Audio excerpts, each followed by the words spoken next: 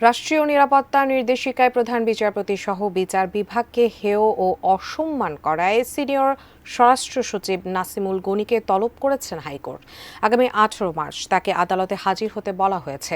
সাব্বির আহমেদ জানাচ্ছেন বিস্তারিত। গেল 2রা মার্চ স্বরাষ্ট্র মন্ত্রণালয়ের সিনিয়র সচিব নাসিমুল গনি স্বাক্ষরিত একটি প্রজ্ঞাপন জারি করা হয়, যেখানে রাষ্ট্রীয় গুরুত্বপূর্ণ ব্যক্তিদের বিশেষ নিরাপত্তা কিভাবে দেয়া হবে তা উল্লেখ রয়েছে। এ প্রজ্ঞাপনে প্রধান বিচারপতি, আপিল বিভাগের বিচারপতিকে প্রধান নির্বাচন কমিশনার, দুদক চেয়ারম্যান, রেঞ্জ ডিআইজি, ডিএমপি কমিশনারের সমমানের নিরাপত্তা দিতে বলা হয়েছে। অথচ রাষ্ট্রীয় পদমর্যাদা অনুযায়ী প্রধান বিচারপতির স্থান অনেক ওপরে। এই প্রজ্ঞাপনের মাধ্যমে হাইকোর্টের বিচারপতি সহ বিচার বিভাগকে হেয় করা হয়েছে বলে হাইকোর্টের নজরে আনেন আইনজীবী শিশির মনির। আদালত এ ব্যাপারে ক্ষোভ প্রকাশ করে এই প্রজ্ঞাপন 3 মাসের জন্য স্থগিত করে স্বপ্রণোদিত হয়ে রুল জারি করেন। বিচারপতি ফাতেমা নজিব ও শিকদার মাহমুদুর রাজির হাইকোর্ট বেঞ্চ এ আদেশ দেন। সঠিক প্যাড আর সঠিক তথ্য দিয়ে ইস্যু সামলে নিব এক হয়ে। Monalisa sanitary napkin. সর্বশেষ 2020 সালে যে ওয়ারেন্ট অফ প্রেসিডেন্স আছে রাষ্ট্রীয় গুরুত্বপূর্ণ বিষয়ে, তার সব কিছুকে ভায়োলেট করে এটা জারি করা হয়েছে।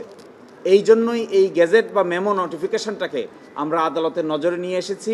অতীতের যে ওয়ারেন্ট অফ প্রেসিডেন্ট ছিল 2020 সালে জারি করা, সেটারও গেজেট দেখিয়েছি।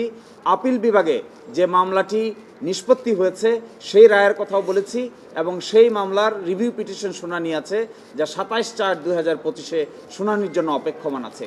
এই প্রেক্ষিতে কি করে স্বরাষ্ট্র মন্ত্রণালয় থেকে এই ধরনের সিকিউরিটি প্ররক্ষা নীতিমালা জারি করা হলো, এটি একটি সারপ্রাইজিং বিষয়। আইন কানুনের তোয়াক্কা না করে, ওয়ারেন্ট অফ প্রেসিডেন্সের তোয়াক্কা না করে এই ধরনের নীতিমালা জারি করে মূলত বাংলাদেশের সংবিধান এবং বিচার বিভাগের প্রতি বৃদ্ধাঙ্গুলি প্রদর্শন করেছেন। এই ধরনের মেমো জারি করে, শৃঙ্খলা নির্দেশিকা জারি করে, সিকিউরিটি রিজনে শৃঙ্খলা নির্দেশনা জারি করে মূলত আদালতের সামনে বিচারাধীন বিষয় এবং আদালতের যে সমস্ত সিদ্ধান্ত ইতিমধ্যে হয়েছে তা সবগুলোকে তারা ভায়োলেট করেছেন, করে বিচার বিভাগকে আন্ডারমাইন করেছেন, বিচার বিভাগের প্রেস্টিজ এবং ডিগনিটিকেও আন্ডারমাইন করেছেন। এই জন্যই আজকে এই রুল নিষেধ জারি করা হয়েছে। কেন এই মেমোটাকে অবৈধ এবং অসাংবিধানিক ডিক্লেয়ার করা হবে না? দ্বিতীয়ত বলছেন 3 মাসের জন্য এই যে মেমো জারি করেছেন তা স্থগিত করে দিয়েছেন। আর তৃতীয়ত সিনিয়র সচিব জনাব নাসিমুল গনি স্বরাষ্ট্র মন্ত্রণালয়কে আগামী 18/3/2025 তারিখে অত্র আদালতে সশরীরে হাজির হয়ে তার এই কন্ডাক্ট এবং কি কারণে এই পত্র তিনি জারি করেছেন তার আচরণ ব্যাখ্যা করার জন্য নির্দেশনা দিয়েছেন, এবং সেই দিন 18 মার্চ 2025 তারিখে পরবর্তী আদেশের জন্য নির্ধারণ করেছে।